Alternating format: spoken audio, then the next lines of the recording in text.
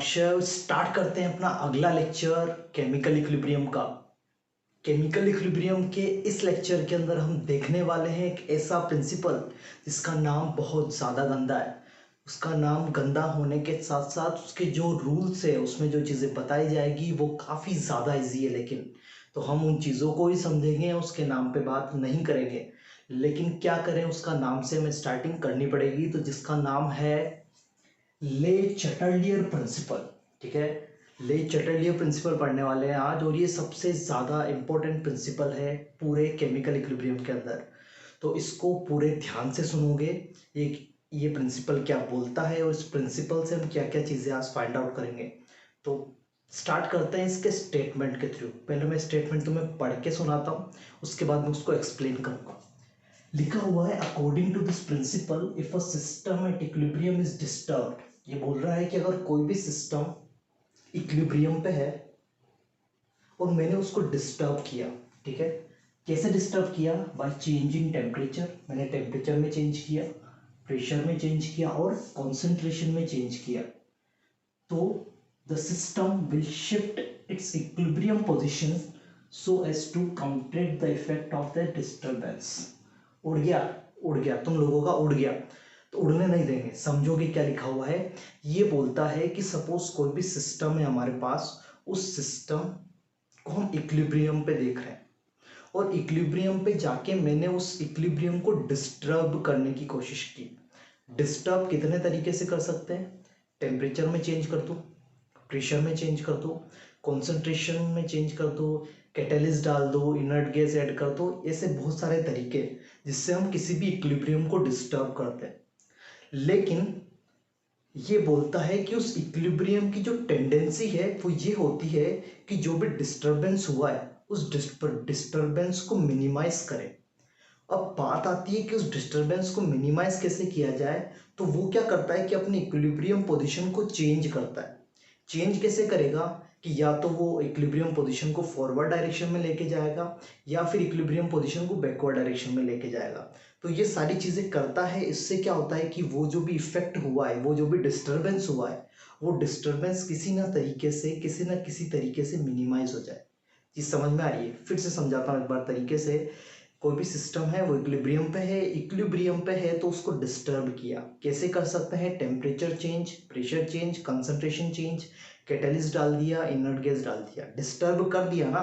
Disturb करने के बाद उस इक्विलिब्रियम की टेंडेंसी क्या है कि वो अपने आप को किसी पर्टिकुलर डायरेक्शन में मूव करेगा, और मूव करने के साथ वो क्या करेगा कि जो भी डिस्टर्बेंस हुआ है उस डिस्टर्बेंस को वो मिनिमाइज करेगा। ये किसी पर्टिकुलर इक्विलिब्रियम की टेंडेंसी होती है। ठीक है, अब कौन सी चीज चेंज करने पे किस डायरेक्शन में जाएगा उस चीज को पढ़ते हैं। ठीक है, तो स्टार्ट करते हैं। सबसे पहला इफेक्ट कॉन्सेंट्रेशन का। तो मैं यहाँ पे सबसे पहला इफेक्ट तुम्हारे साथ स्टार्ट करने वाला हूँ, effect of concentration, effect of change in concentration, sorry, effect of change in concentration of products and reactants। ठीक है, चलो बहुत बढ़िया। अब देखते हैं कि क्या होता है। एक सिंपल सा एग्जांपल लेके तुम लोगों को समझाता हूं मैं। ए गैस प्लस बी गैस से सी गैस प्लस डी गैस, ये लिखा हुआ है। बहुत बढ़िया। अब क्या हुआ कि ये इक्विलिब्रियम आ चुका है। ठीक है, ये रिएक्शन हुई। स्टार्टिंग में मैंने कुछ इसका अमाउंट लिया, यहाँ से कुछ गया और इसके पास चला गया, और एक कुछ पर्टिकुलर टाइम के बाद इक्विलिब्रियम अचीव हो गया। इक्विलिब्रियम अचीव होने के बाद क्या किया मैंने, उसके अंदर मैंने क्या किया कि जो भी रिएक्टेंट था उस रिएक्टेंट को मैंने ऐड कर दिया। ठीक है, समझना रिएक्टेंट कौन है? ये रिएक्टेंट है। काफी इंपॉर्टेंट चीज है, समझना अच्छे से। चीजें बहुत सिंपल है, समझ में आ जाती है बहुत जल्दी, लेकिन हाँ एक बार समझना तो पड़ेगा ना, तो समझो अच्छे से। मैंने क्या किया कि जो कॉन्सेंट्रेशन ऑफ ए था वो मैंने बढ़ा दिया, मैंने कुछ ऐड कर दिया इसके अंदर। ये इक्विलिब्रियम रखा हुआ था, मैंने ढक्कन खोला और ढक्कन जाके ए कुछ डाल दिया उसके अंदर। बहुत बढ़िया, बहुत अच्छा काम कर रहे हो आप। ए डाल दिया तो ए की कॉन्सेंट्रेशन इंक्रीज हो गई। अब ए की कॉन्सेंट्रेशन इंक्रीज हो गई, तो अब क्वेश्चन ये है कि मैंने ए की कॉन्सेंट्रेशन इंक्रीज की, मतलब मैंने जो इक्विलिब्रियम आया था उसको डिस्टर्ब किया। कैसे डिस्टर्ब किया, मैंने किसी पर्टिकुलर रिएक्टेंट की कॉन्सेंट्रेशन को चेंज कर दिया। तो क्वेश्चन ये है कि कॉन्सेंट्रेशन चेंज करने के बाद वो क्या करेगा, अकॉर्डिंग टू प्रिंसिपल वो अपनी इक्विलिब्रियम पोजीशन को इस तरीके से शिफ्ट करेगा ताकि जो इफेक्ट आया डिस्टर्बेंस का वो मिनिमाइज हो जाए। अब कैसे करता है वो समझते हैं, ठीक है।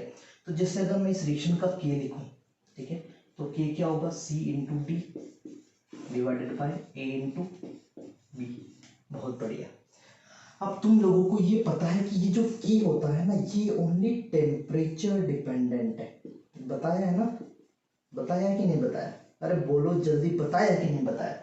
बताया तुम लोगों को, ये टेम्परेचर डिपेंडेंट है। मतलब कॉन्सेंट्रेशन पे चेंज किया तो के में चेंजेस नहीं होंगे। अगर मैंने यहाँ पे ए को बढ़ा दिया, ये चेंज नहीं होगा।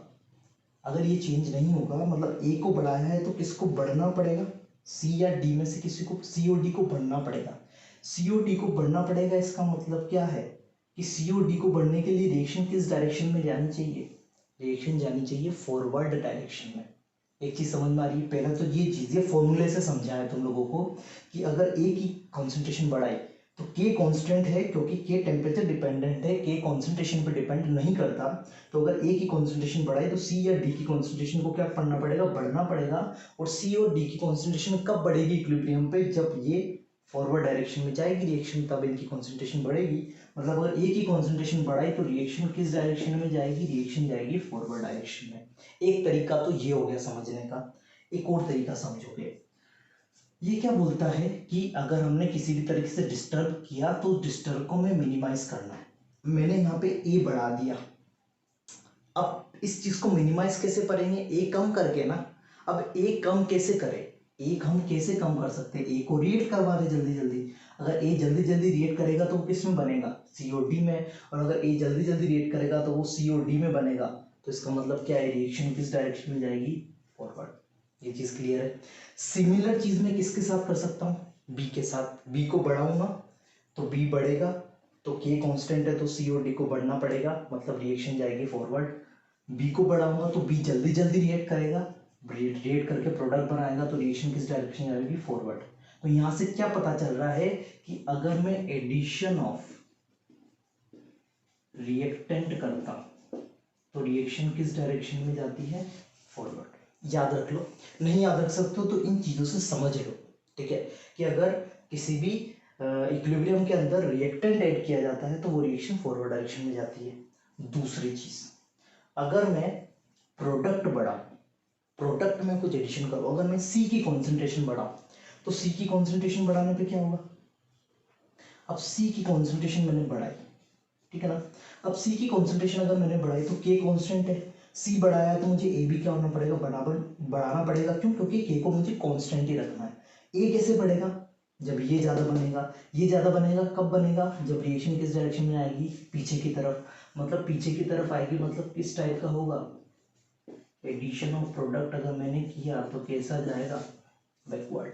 कैसा जाएगा, बैकवर्ड। और बैकवर्ड जाएगा मतलब पीछे की तरफ जाएगी, मतलब ए और बी ज्यादा बनेगा। एक तो ये तरीका। दूसरा तरीका क्या है, सिमिलरली कि अगर मैंने सी और डी मिला दिया, सपोज सी और डी में से कोई भी चीज मिला दी, एक्स्ट्रा ऐड कर दी, तो जल्दी जल्दी रिएक्ट करके किस तरफ आएंगे, ए और बी की तरफ।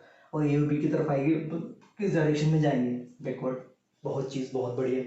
एक और तरीका क्या है कि अगर मैं रिमूवल ऑफ प्रोडक्ट कर दूं, क्वेश्चन ये है कि अगर मैं कुछ इस प्रोडक्ट में से कुछ निकाल लूं, इक्विलिब्रियम है वो एक डब्बे के अंदर है, डब्बे के अंदर कोई इक्विलिब्रियम हो रहा है, मैंने डब्बा खोला, उससे कुछ प्रोडक्ट निकाला, छांट छांट के निकाला मैंने प्रोडक्ट, प्रोडक्ट निकाला, प्रोडक्ट निकाल के बाहर रख दिया, तो प्रोडक्ट की कमी आ गई ना, प्रोडक्ट की कमी आ गई। तो प्रिंसिपल बोलता है कि अगर कोई भी डिस्टर्बेंस हुआ तो उसको मिनिमाइज करना है। प्रोडक्ट की कमी आई तो प्रोडक्ट की कमी को फुलफिल करना है।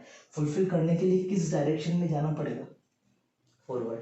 कमी आ गई ना, कम हो गया तो बढ़ाना है वापस, क्योंकि उसको मिनिमाइज करना है। किसको, जो भी डिस्टरबेंस हुआ है। डिस्टरबेंस को मिनिमाइज कैसे करोगे कि अगर यहाँ पे कमी आई तो उसको बढ़ाओगे, बढ़ाओगे तो रिएक्शन किस डायरेक्शन में जाएगी, फॉरवर्ड। एक तरीका तो ये हो गया। दूसरा तरीका समझते हैं, बहुत बढ़िया। अगर मैंने सी को कम कर दिया, अगर मैंने सी को कम कर दिया तो क्या होगा, कि क्या होगा, ये तो कांस्टेंट है, अगर ये कांस्टेंट है तो ए भी क्या होना पड़ेगा, कम। और अगर ए कम होगा इसका मतलब क्या है कि रिएक्टेंट कम हो रहा है, मतलब प्रोडक्ट ज़्यादा है, और प्रोडक्ट ज़्यादा है मतलब किस डायरेक्शन में जाएगी, फॉरवर्ड। तो रिमूवल ऑफ प्रोडक्ट बोल दो या एडिशन ऑफ रिएक्टेंट बोल दो, उस कंडीशन में तुम्हारी रिएक्शन किस डायरेक्शन में जाएगी, फॉरवर्ड। अगला है एडिशन ऑफ प्रोडक्ट या रिमूवल ऑफ रिएक्टेंट। सिमिलरली चीज, रिएक्टेंट कम किया मतलब ए कम हुआ, ए कम हुआ तो सी कम होगा, सी कम होगा तो किस डायरेक्शन में जाएगी, मतलब सी कम कब होगा, जब ए ज़्यादा बन रहा होगा, बी ज़्यादा बन रहा होगा, मतलब पीछे की तरफ, पीछे की तरफ जाएगी मतलब बैकवर्ड। ए कम कर रहे हो मतलब रिमूवल ऑफ रिएक्टेंट हो रहा है, ए कम कर रहे हो तो ए की टेंडेंसी होगी कि वो ज़्यादा बढ़ेगा, और वो ज़्यादा बढ़ेगा तो किस डायरेक्शन में जाएगी, पीछे, पीछे मतलब बैकवर्ड। तो ये चीज़ तुम्हें चीज़ें याद रखनी है। नहीं भी याद रखती है तो जो कॉन्सेप्ट तुम्हें समझाए हैं उन कॉन्सेप्ट से तुम आसानी से आंसर निकाल सकते हो। तो आई थिंक चीज़ क्लियर हो गई होगी। पहला effect, change in concentration of reactant and product से किस तरीके से किस पर्टिकुलर डायरेक्शन में शिफ्ट होता है, ये चीज़ तुम्हें क्लियर हो गई होगी।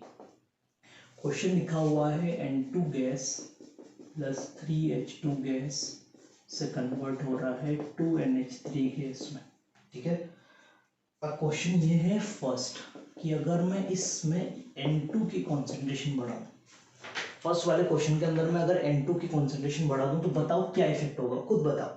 N2 बढ़ाया तो N2 जल्दी जल्दी रिएक्ट करेगा, किधर जाएगा, आगे, आगे मतलब फॉरवर्ड, तो फॉरवर्ड रिएक्शन है। सेकेंड कंडीशन में मैंने H2 की कॉन्सेंट्रेशन को कम कर दिया, H2 कम कर दिया तो H2 की टेंडेंसी क्या होगी, और ज़्यादा बने, और ज़्यादा बने मतलब किस डायरेक्शन में आएगा, बैकवर्ड। बहुत बढ़िया। अगला है NH3 की कॉन्सेंट्रेशन को मैंने बढ़ा दिया, मतलब मैंने प्रोडक्ट बढ़ा दिया, प्रोडक्ट बढ़ा दिया तो प्रोडक्ट ज़्यादा हो गया, ज़्यादा हो गया तो जल्दी जल्दी रिएक्ट करेगा, जल्दी जल्दी रिएक्ट करेगा तो किधर आएगा, पीछे की तरफ, और पीछे की तरफ आएगा तो आंसर क्या होगा, बैकवर्ड। याद रखना है, बहुत इंपॉर्टेंट चीज़ है। एक और एक सिंपल सा नोट तुम्हें यहाँ पे याद रखना है कि अगर कोई भी सॉलिड कंपोनेंट है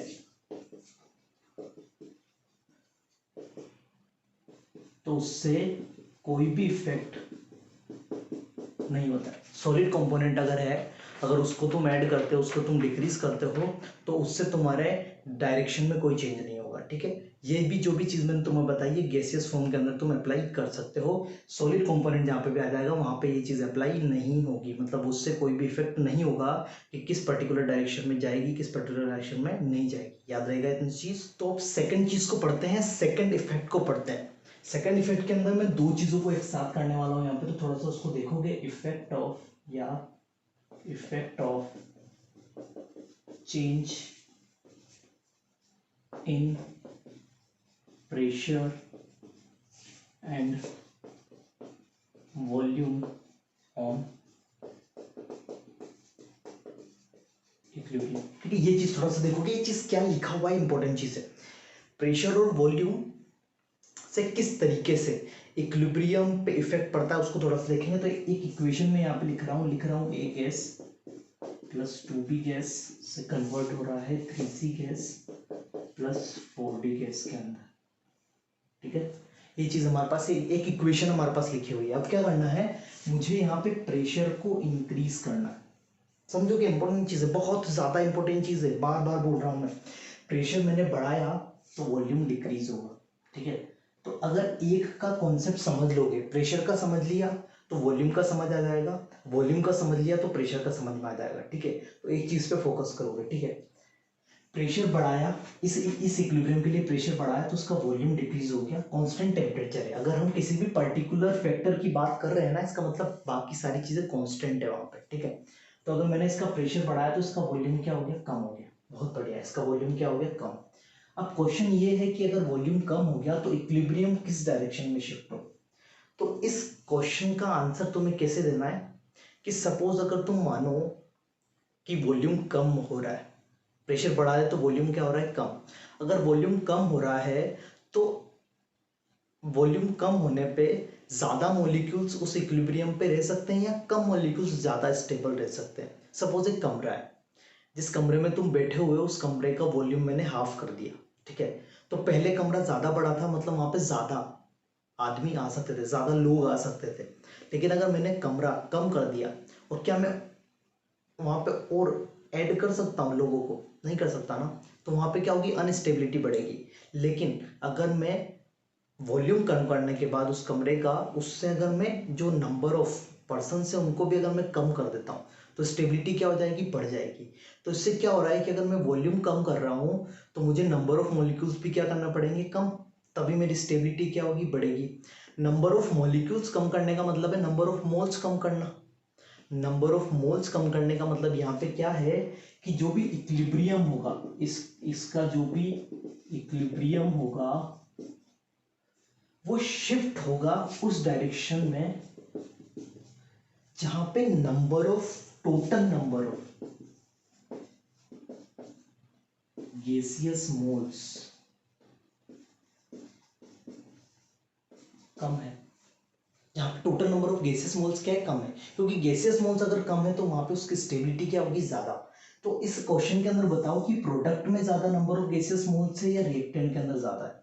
तो यहाँ पे तुम देखोगे तो 1 और 2, रिएक्टेंट के अंदर 3 है और यहाँ पे 7 है, तो किसके अंदर कम है, यहाँ पे। और यहाँ पे कम है तो इस क्वेश्चन के अंदर, इस केस के अंदर, इन दिस केस जो इक्विलिब्रियम जाएगा वो किस डायरेक्शन में जाएगा, वो जाएगा बैकवर्ड डायरेक्शन। इस क्वेश्चन के अंदर, मैं सारे क्वेश्चंस की नहीं बोल रहा हूँ, मैं इस क्वेश्चन की बात कर रहा हूँ, इस क्वेश्चन की बात कर रहा हूँ। इस क्वेश्चन में इक्विलिब्रियम जाएगा बैकवर्ड डायरेक्शन में, ये बी का मतलब बैकवर्ड डायरेक्शन है, ठीक है। कब, जब प्रेशर बढ़ाया और वॉल्यूम कम होगा, ठीक है। तो वॉल्यूम कम होगा तो किधर जाएगा, जिधर नंबर ऑफ गैसियस मोल्स कम है उस साइड जाएगा। इस क्वेश्चन को देखें तो इसमें बैकवर्ड जाएगा, ठीक है। अगला समझते हैं, अगर प्रेशर डिक्रीज किया तो वॉल्यूम बढ़ा, वॉल्यूम बढ़ा तो इक्विलिब्रियम किस डायरेक्शन में शिफ्ट होगा, इक्विलिब्रियम शिफ्ट होगा किस डायरेक्शन में, जिधर total number of gaseous moles बढ़ रहे होंगे। गैसियस मोल्स यहाँ पे कहाँ बढ़ रहे हैं, यहाँ पे 1 और 2 3 है, यहाँ पे 3 और 4 7 है, इधर बढ़ रहे हैं, इधर बढ़ रहे हैं। मतलब यहाँ पे जो इन दिस केस लिख देता हूँ मैं, थोड़ा ज्यादा क्लियर होगा। इन दिस केस इक्विलिब्रियम जाएगा फॉरवर्ड डायरेक्शन में, याद रहेगा चीजें। तो सिंपल सी चीज तुम्हें याद रखनी है कि अगर वॉल्यूम बढ़ रहा है, वॉल्यूम बढ़ रहा है तो जिधर नंबर ऑफ गैसियस मोल्स ज़्यादा है उधर जाएगा, मतलब फॉरवर्ड डायरेक्शन में। और अगर वॉल्यूम कम हो रहा है तो जिधर नंबर ऑफ गैसेस मोल्स कम है, मतलब इस कंडीशन में बैकवर्ड डायरेक्शन में। याद रहेगा, ये फॉरवर्ड और बैकवर्ड हमेशा नहीं है, ये इस क्वेश्चन के करस्पॉन्डिंग आंसर लिख रहा हूं मैं, ये चीज याद रखना। इस क्वेश्चन के करस्पॉन्डिंग बैकवर्ड और फॉरवर्ड है, जरूरी नहीं है कि हमेशा वॉल्यूम बढ़ेगा तो फॉरवर्ड ही जाएगा, ठीक है। ये चीज नहीं बोल रहा हूँ मैं यहाँ पे, मैं ये चीज बोल रहा हूँ कि इस केस के अंदर ऐसा होगा, ठीक है।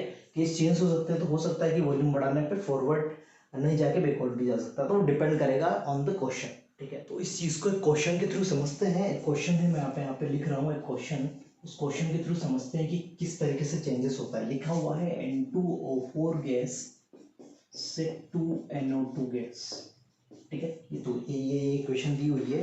अब क्वेश्चन ये है कि अगर मैं प्रेशर बढ़ाता हूँ तो वॉल्यूम क्या होगा, डिक्रीज, वॉल्यूम होगा डिक्रीज। वॉल्यूम डिक्रीज होगा तो ये बताओ किधर जाएगा, जिधर total number of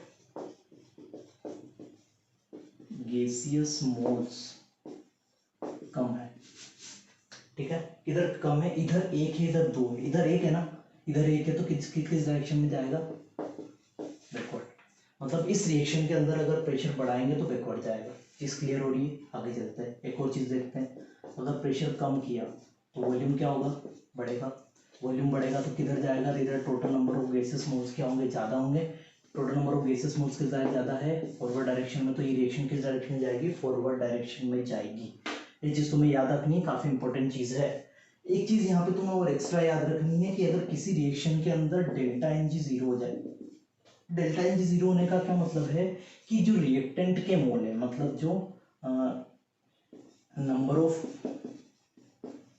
moles of gaseous reactant is equal to number of moles of gaseous product, वहां पे हो गया। और वहां पे अगर तुम बात करोगे तो दोनों रिएक्टेंट की तरफ भी मोल्स बराबर है, प्रोडक्ट की तरफ भी मोल्स बराबर है, तो वहां पर इक्विलिब्रियम में अगर हम चेंज करते हैं प्रेशर या इसका वॉल्यूम का, तो no effect of pressure and volume, वहाँ पे प्रेशर और वॉल्यूम का कोई भी इफेक्ट नहीं पड़ेगा। ये चीज़ तुम्हें याद रखनी है। कब, जब delta N G zero, delta N G का जीरो है तो प्रेशर और वॉल्यूम चाहे तुम बढ़ाओ चाहे तुम कम करो, चाहे तुम वॉल्यूम बढ़ाओ चाहे तुम वॉल्यूम कम करो, कोई भी इफेक्ट नहीं पड़ेगा। किस पे? केमिकल इक्विलिब्रियम पे। चीज़ याद रहेगी, बहुत ज़्यादा इंपॉर्टेंट चीज़। आगे देखते हैं अपना अगला इफेक्ट जिसका नाम है इफेक्ट ऑफ टेम्परेचर। टेम्परेचर का क्या इफेक्ट होगा इस चीज़ को समझते हैं, ठीक है। Effect of temperature, effect of temperature क्या वो समझते हैं अच्छे से। इसके अंदर मैं इसको दो पार्ट में डिवाइड करूंगा। फर्स्ट पार्ट होगा इसको एंडोथर्मिक, ठीक है। इसको मैं फर्स्ट पार्ट के अंदर डिवाइड करूंगा एंडोथर्मिक, मतलब जहाँ पे डेल्टा एच क्या है, पॉजिटिव, ठीक है। तो मैं तुम्हें पहले बता चुका हूँ लास्ट लेक्चर के अंदर कि एंडोथर्मिक प्रोसेस है, तो हमने वहाँ पे लगाया हुआ है वॉल्ट ऑफ इक्वेशन, हमने वहाँ पे लगाया था। तो मुझे पता था कि इन एंडोथर्मिक रिएक्शन, एंडोथर्मिक रिएक्शन के अंदर क्या होता है कि अगर मैं टेम्परेचर बढ़ाता हूँ तो के बढ़ता है, के बढ़ता है ना। टेम्परेचर बढ़ाता हूँ तो क्या होता है, के बढ़ता है। और के बढ़ रहा है इसका मतलब क्या है, रिएक्शन किस डायरेक्शन में जा रही है, फॉरवर्ड। रिएक्शन किस डायरेक्शन में जा रही है, फॉरवर्ड। सिंपल सी चीज़ है कि एंडोथर्मिक के अगर टेम्परेचर बढ़ता है इसका मतलब उसका के बढ़ता है, के बढ़ता है मतलब किस डायरेक्शन में जा रही है, रिएक्शन फॉरवर्ड डायरेक्शन में जा रही है। के अगर ज़्यादा है इसका मतलब क्या, प्रोडक्ट ज़्यादा है, प्रोडक्ट ज़्यादा है इसका मतलब क्या है, रिएक्शन फॉरवर्ड डायरेक्शन में। इसको अगर मैं सेकंड तरीके से बोलूँ, एक और क्या है इसका, एंडोथर्मिक के अंदर डेल्टा एच क्या होता है, नेगेटिव। डेल्टा एच अगर नेगेटिव है तो मैं बोल सकता हूँ कि इन एक्सोथर्मिक प्रोसेस, इन एक्सोथर्मिक रिएक्शन क्या होगा, टेम्परेचर अगर हम बढ़ाते हैं तो तुम्हें पता है कि के क्या होता है, कम। अगर के कम होता है तो किस डायरेक्शन में जाएगी, बैकवर्ड। तो सिंपल सा तुम्हें याद रखना है क्या, कि अगर एक्सोथर्मिक में, एंडोथर्मिक में टेम्परेचर बढ़ाते हैं तो फॉरवर्ड जाता है, एक्सोथर्मिक में टेम्परेचर बढ़ाते हैं तो बैकवर्ड जाता है। इसका जस्ट रिवर्स है कि अगर इसके अंदर, एंडोथर्मिक के अंदर टेम्परेचर कम करेंगे तो बैकवर्ड चला जाएगा, और इसके अंदर अगर टेम्परेचर कम करेंगे तो इसके अंदर फॉरवर्ड चला जाएगा। ये चीज़ क्लियर हो रही है क्या बोल रहा हूँ यहाँ पे। तो वो उसका जस्ट रिवर्स इफेक्ट मैंने यहाँ पे लिखा हुआ है। तो तुम्हें सिंपल सा टेम्परेचर के अंदर इतना याद रखना है कि अगर एंडोथर्मिक आया और टेम्परेचर बढ़ाने के लिए बोला तो किधर जाएगा, टेम्परेचर बढ़ाने के लिए बोला कि ये बढ़ेगा तो फॉरवर्ड, टेम्परेचर कम करने के लिए बोला तो बैकवर्ड। एक्सोथर्मिक में टेम्परेचर बढ़ाने के लिए बोला तो बैकवर्ड, टेम्परेचर कम करने के लिए बोला तो फॉरवर्ड। याद रहेगा इतना चीज़।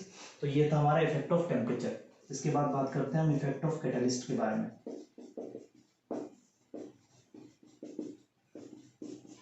अब जो कैटलिस्ट होता है ना, वो कैटलिस्ट कुछ करता नहीं है केमिकल इक्विलिब्रियम में। कैटलिस्ट का काम क्या है उसको थोड़ा समझोगे। कैटलिस्ट दो टाइप के होते हैं, एक पॉजिटिव और एक नेगेटिव, ठीक है। तो पहले मैं पॉजिटिव कैटलिस्ट के बारे में बात कर लेता हूँ। तो जो पॉजिटिव कैटलिस्ट होता है ना, वो पॉजिटिव कैटलिस्ट रिएक्शन का जो रेट कांस्टेंट है या रिएक्शन की रेट को बढ़ाते हैं। रिएक्शन की रेट, दोनों रेट, फॉरवर्ड को भी बढ़ाते हैं और बैकवर्ड को भी बढ़ाते हैं, दोनों को बढ़ाते हैं। और दोनों को बढ़ा के क्या करते हैं वो, कि जो इक्विलिब्रियम का टाइम था उस टाइम को कम कर देते हैं। बस इक्विलिब्रियम थोड़ा जल्दी अचीव हो जाता है, कम टाइम में अचीव हो जाता है, पर इक्विलिब्रियम पे कोई भी इफेक्ट नहीं होता है। तो सिंपल तुम्हें याद रखना है कि पॉजिटिव कैटलिस्ट से बस क्या होता है, rate of forward and backward reaction, rate of forward and backward reactions both increases, दोनों इंक्रीज हो जाएगी, हाँ। And equilibrium achieve in less time, काफी कम टाइम में हम इक्विलिब्रियम अचीव कर लेंगे। इक्विलिब्रियम बस टाइम कम हो रहा है अचीव करने में, इक्विलिब्रियम में कोई चेंजेस नहीं हो रहा है, इक्विलिब्रियम डिस्टर्ब नहीं हो रहा है, इक्विलिब्रियम जल्दी आ रहा है, बस इतना सा चीज है। एक और बात, नेगेटिव अगर कैटलिस्ट डाल दिया, और किसी ने बोला कि नेगेटिव कैटलिस्ट है बेटा, तो वहां पे जो rate of forward and backward reaction है वो बहुत डिक्रीज हो जाएगी, उनका रेट डिक्रीज हो जाएगा। रेट डिक्रीज हो जाएगा तो जो इक्विलिब्रियम अचीव करने का जो टाइम है वो ज़्यादा हो जाएगा। इक्विलिब्रियम टाइम जो होगा वो टाइम क्या हो जाएगा, मोर टाइम। यहाँ पे टाइम हमें ज़्यादा लगेगा इक्विलिब्रियम अचीव करने में। तो यहाँ से ये चीज़ तुम्हें क्लियर हो रही होगी कि कैटलिस्ट का काम क्या है, बस रिएक्शन जो है उस रिएक्शन को फास्ट करना या उस रिएक्शन को धीरे करना। इसका ये मतलब नहीं है कि वो किसी पर्टिकुलर डायरेक्शन में जाएगा, उसमें कोई इफेक्ट नहीं होगा। तो कैटलिस्ट से कोई भी इफेक्ट नहीं होता है, किस पे, कैटलिस्ट से केमिकल इक्विलिब्रियम पे कोई भी इफेक्ट नहीं होता। ये तुम्हें चीज़ याद रखनी। अब बात करते हैं अपन इनर्ट गैस के बारे में। इनर्ट गैस को अगर ऐड किया गया तो क्या इफेक्ट पड़ेगा, ठीक है। तो देखते हैं effect of addition of inert gas. Inert gas से क्या फर्क पड़ेगा, इसको मैं दो तरीके से तो मैं यहाँ पे बात करूंगा। सबसे पहले बात करूंगा एट कांस्टेंट प्रेशर, ठीक है। सबसे पहले मैं यहाँ पे तुम्हें कांस्टेंट प्रेशर से रिलेटेड चीजें समझाऊंगा, ठीक है। तो जी समझते हैं, जिससे पहले देखते हैं। जैसे कि तुम्हें पता है कि एक बेसिक सी इक्वेशन है अपने पास, A gas plus b B gas से कन्वर्ट होता है c C gas plus d D gas, ठीक है। ये चीज तो तुम्हें पता है ना। क्या इस रिएक्शन का तुम केपी लिख सकते हो? केपी, केपी क्या होगा?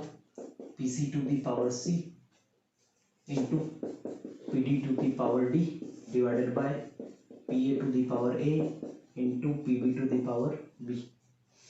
लिख सकते हो ना केपी, बहुत बढ़िया। एक और अगर मैं बात करूं कि पार्शियल प्रेशर कैसे लिखा जाता है, पार्शियल प्रेशर लिखा जाता है mole fraction into total pressure, ये ना फॉर्मूला। मैं मान लेता हूं कि यहाँ पे जो टोटल प्रेशर है वो पीटी के बराबर, ठीक है। मान लेता हूं कि जो टोटल प्रेशर है वो पीटी के बराबर है, ठीक है। तो अगर पार्शियल प्रेशर लिखना है तो ये चीज पार्शियल प्रेशर के टर्म में ही तो लिखी हुई है। तो पार्शियल प्रेशर लिखना है तो अगर मुझे कोई पीए बोलेगा तो पीए किसके बराबर होगा? पीए बराबर होगा मोल फ्रैक्शन। मोल फ्रैक्शन क्या होता है? ए के mole fraction divide by total moles, ये मोल फ्रैक्शन लिखा हुआ। इनटू क्या लिख सकता हूँ मैं? पीटी, बहुत बढ़िया। पीवी लिखना है तो कैसे लिखूंगा? N B divide by N total into P total, बहुत बढ़िया। पीसी लिखना है तो कैसे लिख सकता हूँ? N C divide by N total into P total. इसी तरीके से पीडी लिखना है तो किसके बराबर होगा? पीडी बराबर होगा N D by N total into P total. तो ये चीज तो क्लियर हो रही है। अब ये जो भी वैल्यूज तुम्हारे पास आई है तुम्हें यहाँ पुट करनी है। चलो भैया बोल रहे हो तो पुट कर देते हैं। KP is equal to PC, PC की जगह पुट करते हैं। PC it's not Priyanka Chopra, it's PC, okay. PC is NC by NT, NC by NT into PT to the power C, ये चीज क्लियर है। Into N D by N total into P T to the power D divided by N A divide by N total into P total to the power A into N B divide by N total into P total to the power B, ठीक है। ये चीज लिख सकते हैं ना। अब समझते हैं इसको थोड़ा सा आगे। अगर तुम देखोगे तो यहाँ पे P total upon N total, P total upon N total common है, P total upon N total, P total upon N total common है। और N C, N B, N D और एन ए ये कुछ वैल्यूज हैं जो अलग अलग है। तो इसको क्या मैं लिख सकता हूँ? N C to the power C into N D to the power D divide by N A to the power A into N P to the power B, ये लिख सकता हूँ ना। इंटू क्या लिख सकता हूँ मैं? इंटू लिख सकता हूँ P total upon N total to the power, to the power क्या होगा? C plus D minus A plus B, लिख सकता हूँ ना। मतलब क्या लिख सकता हूँ उसको? Delta N G. Delta N G क्या? डेल्टा एन जी क्या? Delta N G C plus D into plus D minus A plus B, ये चीज़ है ना डेल्टा एन जी। तो यहाँ तक तो चीज़ तुम्हारी क्लियर होगी कि N C to the power C ये किसके बराबर आ गया? के पी के बराबर। तो N C to the power C, N D to the power D, N A to the power A, N B to the power B, ठीक है। तो अब आगे चलते हैं, इसको थोड़ा सा और देखते हैं, ठीक है। यहाँ तक चीज़ क्लियर होगी तो थोड़ा सा और आगे इसको अच्छे से देखते हैं और क्या चीज़ है। अब खुद देखोगे तुम यहाँ पर, तो मैंने कांस्टेंट प्रेशर लिया हुआ था। तो ये पी टोटल तो कांस्टेंट है, ये पी टोटल तो कांस्टेंट होगा, मतलब इसमें तो कोई चेंजेस नहीं है, ठीक है। तो यहाँ पे तीन केस बनते हैं टोटल। केस वन की बात करता हूँ, if delta N G equal to अगर जीरो हो गया, अगर डेल्टा एन जी जीरो हो गया तो ये जीरो, तो किसी की भी पावर जीरो वन, तो वन हो गया। अब मुझे ये बात बताओ कि इनर्ट गैस ऐड करने पे क्या सी के मोल्स पे कुछ फर्क पड़ेगा? नहीं, सी के मोल्स तो इनर्ट गैस नहीं है। क्या डी के मोल्स पे कोई फर्क पड़ेगा? नहीं। क्या एन ए के मोल्स पे फर्क पड़ेगा? नहीं। क्या एन बी के मोल्स पे फर्क पड़ेगा? नहीं। और ये चीज क्या हो गई? वन। तो इस पे भी कोई फर्क नहीं पड़ा, इस पे भी कोई फर्क नहीं पड़ा। तो क्या केपी पे कोई फर्क पड़ा? नहीं पड़ा। इक्विलिब्रियम पे कोई भी फर्क नहीं पड़ा। तो अगर डेल्टा एन जी जीरो है तो नो इफेक्ट बोल दोगे उस चीज को। आगे चलते हैं, बहुत बढ़िया। Second point, if delta N G positive, if delta N G is positive, अगर डेल्टा एन जी पॉजिटिव है, ये पी टोटल कांस्टेंट है, तो ये 1/n टोटल लिखा हुआ है। अब मुझे ये बताओ कि इनर्ट गैस ऐड किया तो उसके मोल्स तो n टोटल के अंदर काउंट होंगे ना। जो इनर्ट गैस के मोल्स थे वो तो n टोटल के अंदर काउंट होंगे। तो n टोटल बढ़ा तो उसकी पावर 0 से बढ़ी, तो ये चीज़ हो गई डिक्रीज। ठीक है, तो देखेंगे यहाँ पे कि जो PT/NT है to the power delta N G, ये डिक्रीज हो गया। ये चीज़ समझोगे, अगर डेल्टा एन जी पॉजिटिव है तो ये चीज़ डिक्रीज, क्योंकि पी टोटल कांस्टेंट है। इसको मैं बता रहा हूँ कि तुम्हें पी टोटल कांस्टेंट है, एन टोटल बढ़ रहा है, ये बढ़ रहा है, तो इसकी पावर समथिंग है, तो ये पूरा डिक्रीज हो जाएगा क्योंकि 1/n है। ये डिक्रीज हो रहा है लेकिन के तो कांस्टेंट है, के तो चेंज नहीं होगा ना। और अगर के कांस्टेंट है और ये वैल्यू डिक्रीज हो रही है तो हमें क्या करना पड़ेगा, ये चीज़ को बढ़ाना पड़ेगा। अगर ये चीज़ डिक्रीज हो रही है तो हमें क्या करना पड़ेगा, इसको बढ़ाना पड़ेगा। और ये कैसे बढ़ेगा, जब प्रोडक्ट बढ़ेगा। तो ये कैसे बढ़ेगा, जब प्रोडक्ट बढ़ेगा।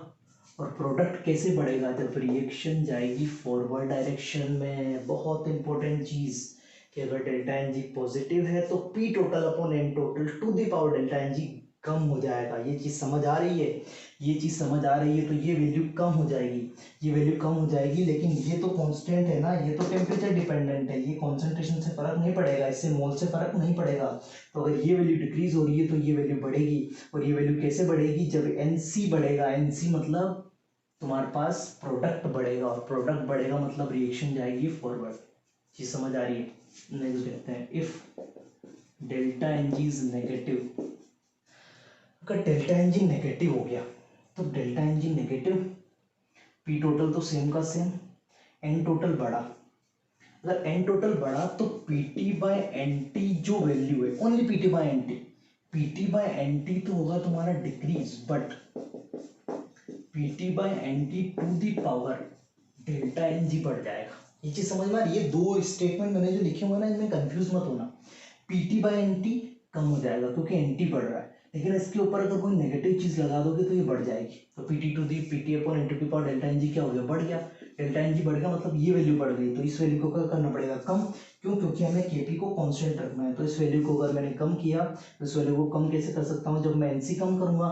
एनसी कम कैसे होगा, जब वो रिएक्टेंट की तरफ बनेगा, मतलब रिएक्टेंट बढ़ेगा। और रिएक्टेंट कैसे बढ़ेगा, जब रिएक्शन जाएगी तुम्हारी बैकवर्ड। तो इसमें तीन कंडीशन तुम्हें याद रखनी है। पहली कंडीशन की डेल्टा एन जी जीरो है तो कोई इफेक्ट नहीं। दूसरी कंडीशन जब डेल्टा एन जी पॉजिटिव है तो फॉरवर्ड डायरेक्शन, और डेल्टा एन जी नेगेटिव है तो बैकवर्ड डायरेक्शन। ये चीज़ तुम्हें याद रखनी है, ये चीज़ काफ़ी ज़्यादा इंपॉर्टेंट है। इसके बिना तुमसे क्वेश्चन नहीं बनेंगे, याद रहेगा इतनी सी चीज़। तो ये फर्स्ट पार्ट था हमारा, जिसके अंदर हमने देखा कि कांस्टेंट वॉल्यूम पे कैसे चीज़ें चेंज होती है। अब मैं यहाँ पे तुम्हारे पास सेकंड पार्ट बात कर रहा हूँ, एट कांस्टेंट। हमने पहले कांस्टेंट प्रेशर देखा, सॉरी। अब मैं देख रहा हूँ यहाँ पे कांस्टेंट वॉल्यूम पे कैसे चीज़ें चेंज होगी। तो अगर कांस्टेंट वॉल्यूम है तो प्रेशर चेंज हो सकता है ना। तो फिर मैं एक सिंपल सा वही चीज़ दिख रहा हूँ तुम्हारे सामने। Kp इज इक्वल टू क्या आया था अभी, NC to the power C ND to the power D divide by Na to the power A into NP to the power D into P total upon N total to the power delta H. ये निकल के आता ना। तो simple सा इसमें एक चीज़ देखो कि कांस्टेंट वॉल्यूम है, तो कांस्टेंट वॉल्यूम पे अगर N टोटल बढ़ेगा तो P टोटल भी क्या होगा, बढ़ेगा। अगर N टोटल बढ़ेगा तो P टोटल भी क्या होगा, बढ़ेगा। और होता क्या है कि ये जो वैल्यू बढ़ती है, ये भी बढ़ रही है और ये भी बढ़ रही है, तो ये दोनों वैल्यू जो होती है वो ऑलमोस्ट इक्वल साइज में बढ़ती है और इक्वल नंबर्स में बढ़ती है। तो ये दोनों वैल्यू एक दूसरे को क्या कर देते हैं, खत्म। और ये दोनों वैल्यू एक दूसरे को खत्म कर दी तो यहाँ हो जाती है वन वैल्यू। तो 1 टू दी पावर समथिंग कुछ भी होगी तो वो क्या होगी, 1। तो इससे तो कोई फर्क पड़ेगा नहीं, और इससे फर्क नहीं पड़ेगा तो Kp क्या हो जाएगा हमारा, कांस्टेंट। और अगर Kp कांस्टेंट हो जाएगा तो एट कांस्टेंट